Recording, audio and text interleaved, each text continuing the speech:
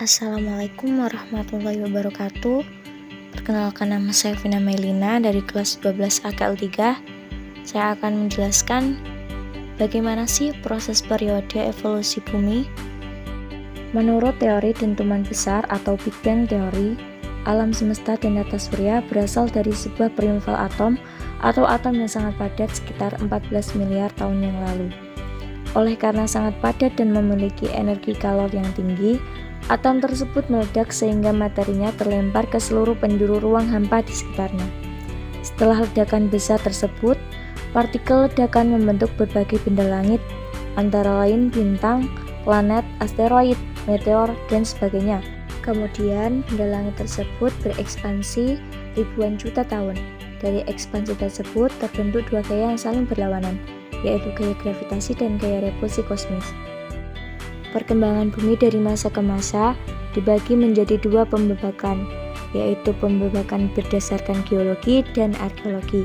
Pembebakan berdasarkan ilmu geologi didasarkan pada umur lapisan bumi. Menurut ilmu geologi, proses pembentuknya bumi terbagi atas beberapa fase atau zaman. Proses perkembangan bumi dan kehidupan tersebut dijelaskan sebagai berikut. Yang pertama, zaman Archeozoikum atau Asozoikum, sekitar 4,5 sampai 2,5 miliar tahun lalu. Archeozoikum artinya masa kehidupan purba. Masa Archeozoikum atau Archean merupakan awal pembentukan batuan kerak bumi yang kemudian berkembang menjadi protokontinen, lempeng tektonik yang menyebabkan gempa terbentuk pada masa ini. Lingkungan hidup pada masa ini dapat digambarkan mirip dengan lingkungan mata air panas. Masa ini merupakan awal terbentuknya hidrosfer dan atmosfer, serta awal munculnya kehidupan primitif di dalam samudra berupa mikroorganisme. Yang kedua, zaman Paleozoikum, sekitar 2,5 miliar sampai 245 juta tahun lalu. Secara harfiah, Paleozoikum artinya masa kehidupan awal. Pada masa ini mulai terjadi perkembangan atmosfer dan hidrosfer, serta kehidupan mikroorganisme bersel tunggal menjadi bersel banyak seperti Eukaryotes dan Prokaryotes. Eukaryotes merupakan bakal tumbuhan, sedangkan Prokaryotes bakal binatang. Jenis hewan invertebrata bertubuh lunak seperti ubur-ubur, cacing, dan koral mulai muncul di laut-laut dangkal. Zaman Paleozoikum terdiri atas beberapa periode, yaitu periode Kambrium, Ordovisium, Silur, Devon, Karbon, dan Perm.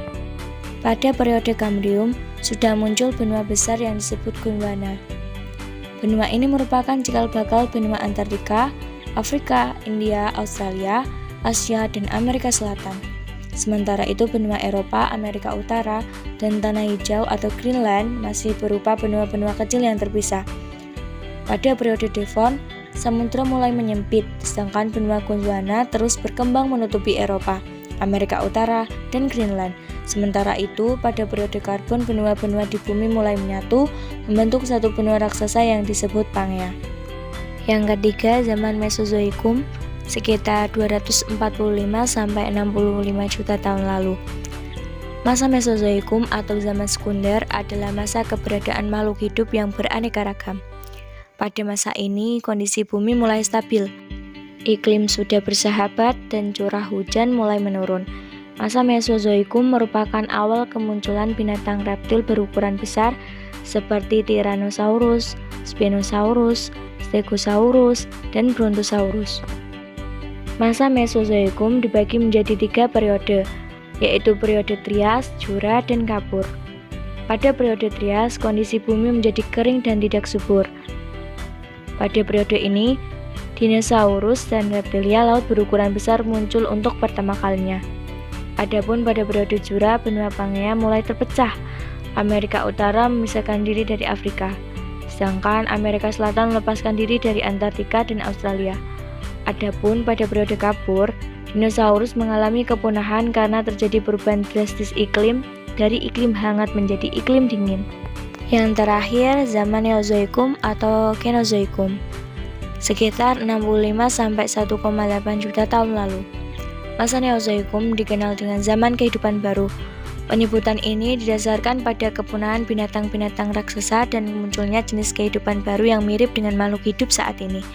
Kehidupan masa Neozoikum dibedakan menjadi zaman tersier dan kuarter. Yang pertama, zaman tersier. Pada zaman tersier muncul primata dan burung tidak bergigi berukuran besar seperti burung unta. Selain itu, muncul fauna laut seperti ikan, moluska, dan echinodermata yang sangat mirip dengan fauna laut sekarang.